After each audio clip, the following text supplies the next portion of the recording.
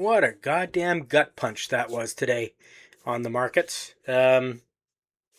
It's Tuesday, January 20th, 2026. I'm Patrick, disabled investor on a mission to grow my registered disability savings plan to $1 million, and today set me back by close to 10,000. I am down $9,450 today alone. About $10,000 since Friday. Just evaporated. But I got nobody to blame but myself for not being more diversified and having stuff in other asset classes.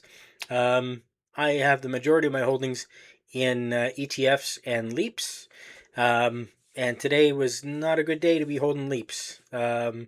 I'll get into what happened, and if you're interested in following my journey to grow my registered disability savings plan to $1 million, please stick around. I'll show you what I did today and why my portfolio gave up so much money. To start, as I said, I'm down $9,450 to end the day at $185,262. That's a kick in the stones.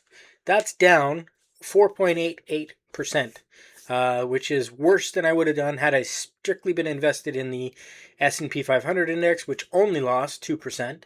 The TSX lost only 1.03%, and the NASDAQ was down as well. So had I just invested strictly in the indexes, I would have done better today. I didn't do that. I am invested in a number of ETFs as well as a number of leaps.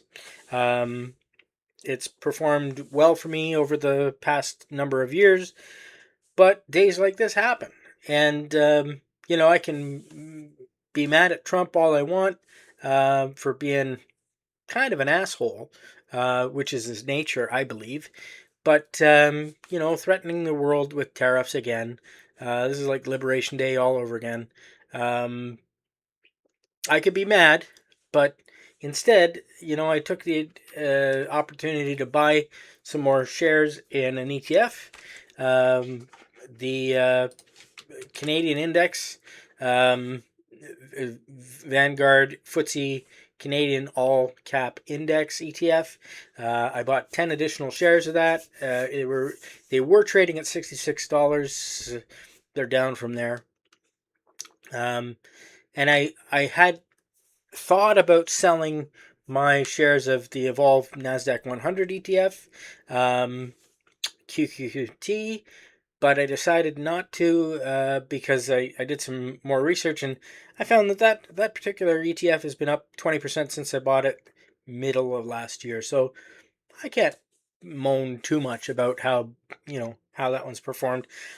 I was going to replace it with another ETF called QMAX, which uses a covered call strategy to generate a little bit of income on the NASDAQ 100 shares, or it's a more focused fund that invests in the Mag 7 and a few of the other large tech companies. But I did some more research and found that it underperformed compared to the QQQT total return over the last year, so I decided not to do that. In terms of what really dragged me down today, you may be surprised at what was actually the worst performer. Today it was leaps for Apple. Apple dipped below $250 a share, and as a result, the leaps that I had for Apple, I have two of them for $250 calls expiring in January 2027. Those gave up about $1,600 between the pair, and I'm not going to lie, that was not pleasant. Google. My shares of Google gave up $1,100. The leaps that I have for Nvidia, between the two of them, that was about $2,000. My leap for Rocket Lab, expiring in January 2028, gave up $680, and the list goes on. It was a red day. It's nice that Green Day is performing at the halftime for the Super Bowl, but this was a red day. This was a shitty day to be holding anything. But it was an opportunity to buy, and I took advantage of of it as best I could. I'm dollar cost averaging, buying a little bits here and there, but trying to maintain a cash balance in my portfolio that I can use to take advantage of situations such as this. Had other things going on today, so I didn't take advantage of it as well as I would have liked, but I did okay. I'm only down almost 10 grand today. Hell, such is my life. Anyways, the things that kept my portfolio from performing worse today were the old standards. AST SpaceMobile, ASTS, that added $400 to my portfolio. My leaps for Sana, those are $2.50 calls expiring in January 2028. Those added $138 to my portfolio. My leap for Intel, it's a $22 call expiring in January 2027. That added $110. And my leaps for Netflix added $24. Those are $100 calls. Unfortunately, Netflix reported earnings today, and even though they topped what their forecasts were, they took a crap right after they reported. I think to do with the fact that they're trying to put up so much money for Warner Brothers. I got mixed feelings about taking Warner Brothers over. I don't know if it's a good thing. I mean, it gives them a nice big library to draw from, but I don't know. Is it just to prevent Paramount from getting it? Or is it because it's better for the company? I don't know.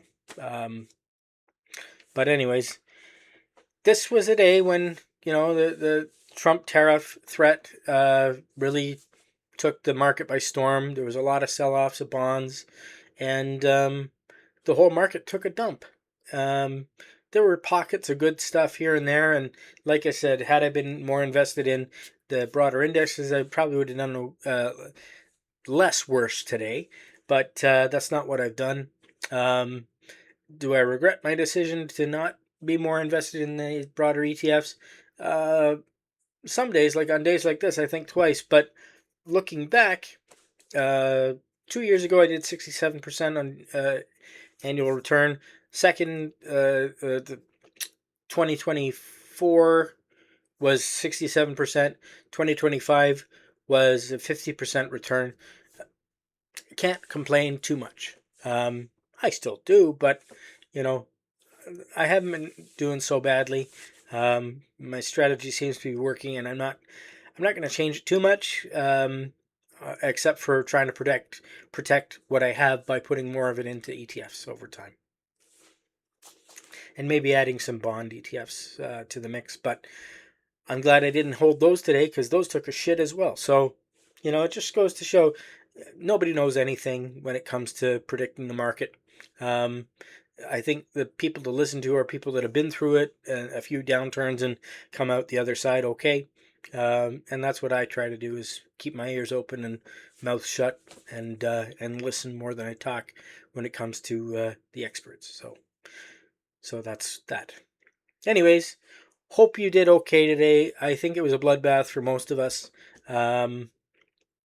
Interested to hear how your portfolio ended the day, and whether you took advantage of the carnage to buy something. Let me know in the comments. Thanks for watching. I'll talk to you tomorrow.